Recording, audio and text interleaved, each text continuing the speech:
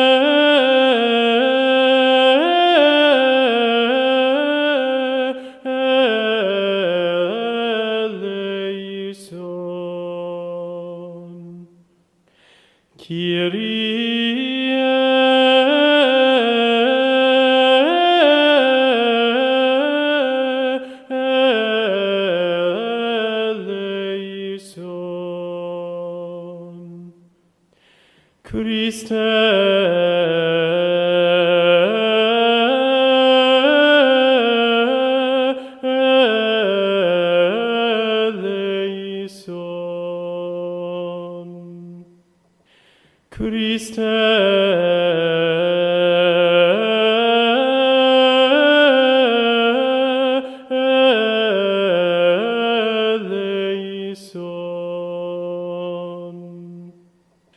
Kyrie eleison.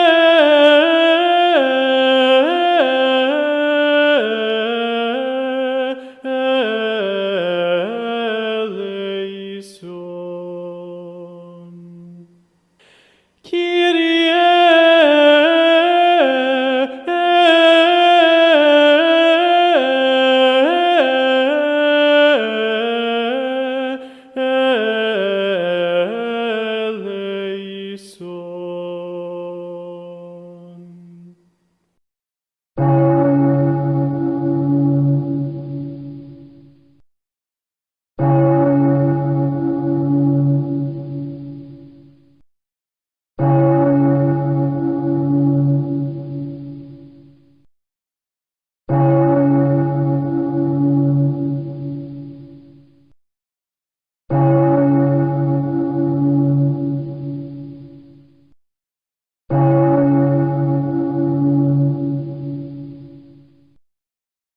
The following story contains scenes that may be distressing for sensitive viewers.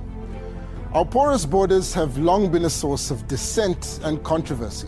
Along with contraband of every shape and form, hundreds of undocumented foreign nationals are smuggled into the country each day, lured by the promise of a better life. It's a thriving illicit economy, and increasingly vulnerable children are becoming the preferred commodity of smugglers and human traffickers. But now, the traffickers are operating right under our noses, smuggling people into the heart of suburbia. In fact, tonight's investigation focuses on an area that's just a few streets away from where I'm talking to you now.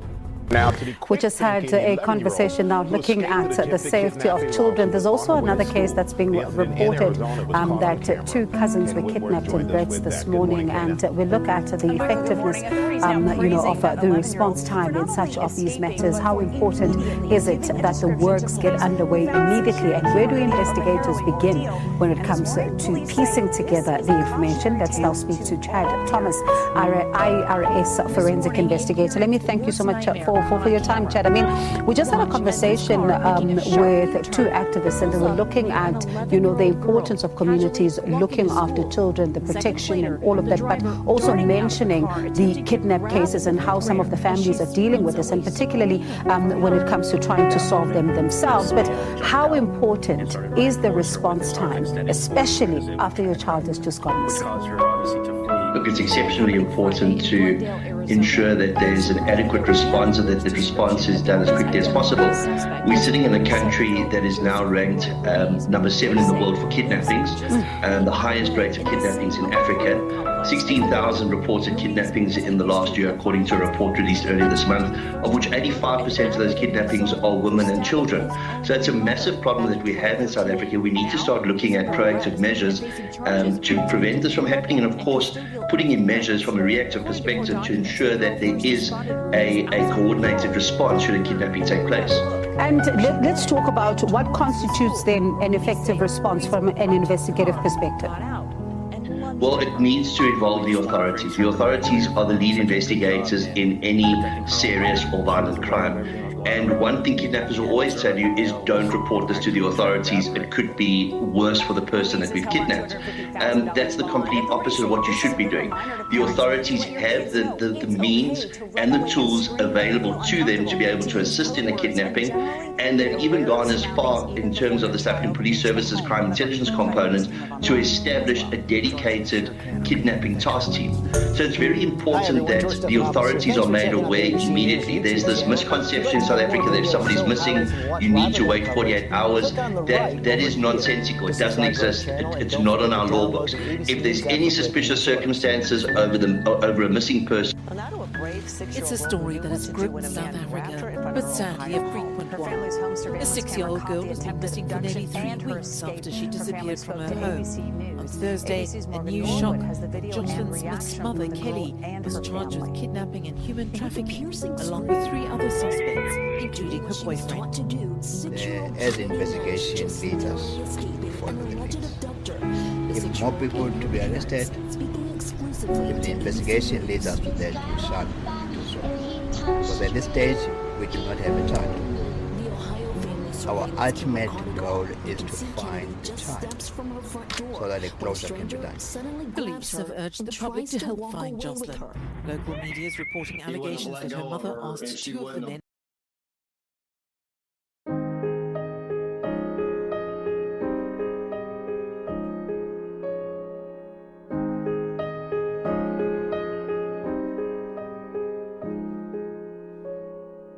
God on high, hear my prayer in my need. You have always been there. He is young. He's afraid. Let him rest. Heaven blessed. Bring him home. Bring him home. Bring him home. He's like the son I might have known if God had granted me a son. The summers die one by one. How soon they fly on and on. And I am old and will be gone. Bring him peace, bring him joy. He is young, he is only a boy. You can take, you can get.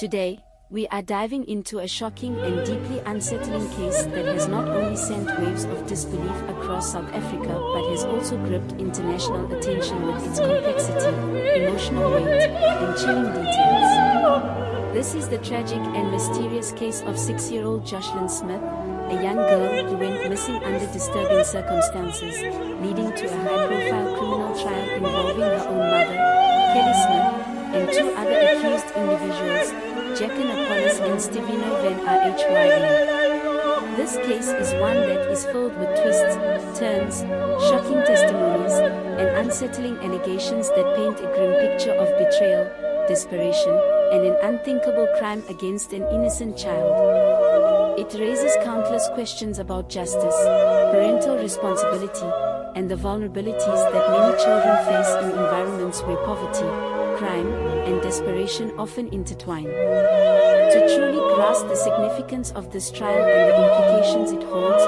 we need to take a deep dive into the context, the background of the key individuals involved, the testimonies presented in court, and the broader societal issues that this case highlights. Jocelyn Smith was just 6 years old when she vanished from her home in Diasville, Saldanha Bay, a small coastal town in South Africa. This town, though known for its serene landscapes and proximity to the ocean, became the center of national attention when Jocelyn's disappearance was reported. At first, her mother, Kelly Smith, appeared devastated, appealing to the public for any information that could lead to her daughter's safe return. The initial belief was that Jocelyn had possibly wandered off or been taken by an unknown abductor. The community of Saldanha Bay responded with immense concern and urgency. Posters were put up, searches were conducted, and people across the town rallied together in hopes of finding the missing child. The case gained traction on social media, with countless individuals sharing images of Jocelyn and urging anyone with information to come forward. But as the days turned into weeks, and as authorities continued their investigation, a far more sinister story began to emerge. Law enforcement officers working on the case uncovered evidence and testimonies that pointed in a direction no one wanted to believe, that Jocelyn's own mother, Kelly Smith, may have been involved in her disappearance. This revelation was met with disbelief, shock, and outrage. How could a mother, the one person who is supposed to love and protect her child above all else, be implicated in something so horrific? According to prosecutors, the investigation revealed that Kelly Smith had allegedly been planning something involving her child as early as August 2023, months before Jocelyn went missing. The state's indictment alleged that she had been in discussions about either having her child taken away or sold. These allegations were made even more disturbing by claims that Smith had considered selling her daughter to a traditional healer, known in South Africa as a Sangoma, for reasons that would later be revealed in court.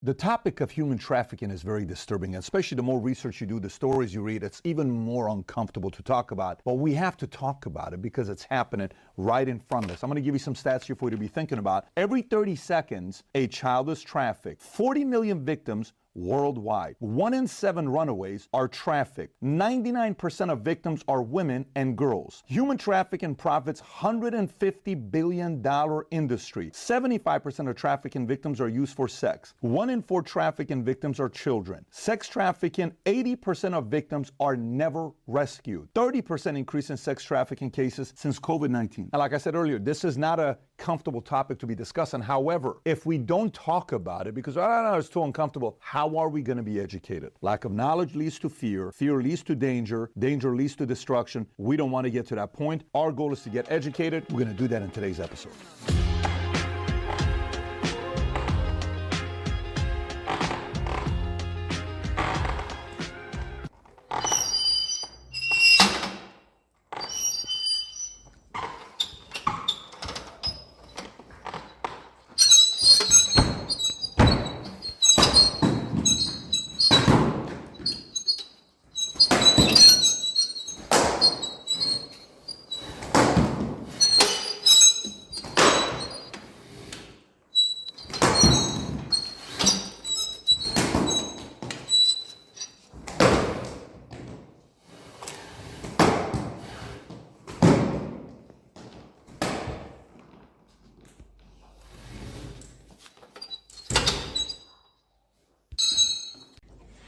Divumlilo makaba disindwa ngumoya uvuseleli qhange lomlilo abonyathela khona suke mvuthi nozinga rhoqisa polisa thithimba dathuthunjelwa anise nalo nepongo anepongo yo Diabonga, Fumanibo, yeah, Fumanibo. Kotethi nyani zodwa xa kutheni na, kotethi nyani nanoyika. Fumanibo, yeah, Fumanibo. Kotethi nyani zodwa xa kutheni na, kotethi nyani nanoyika.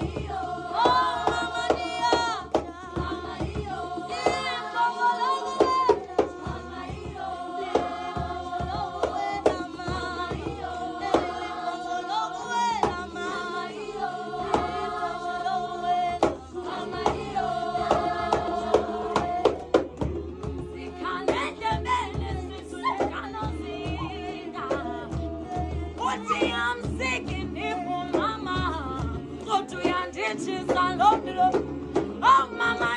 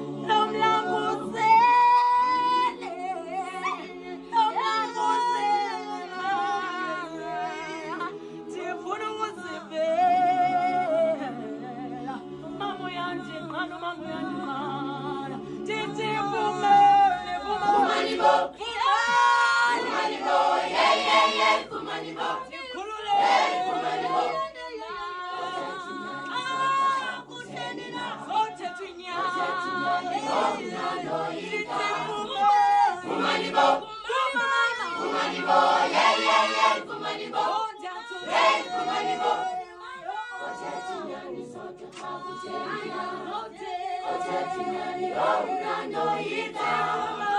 Umanibo.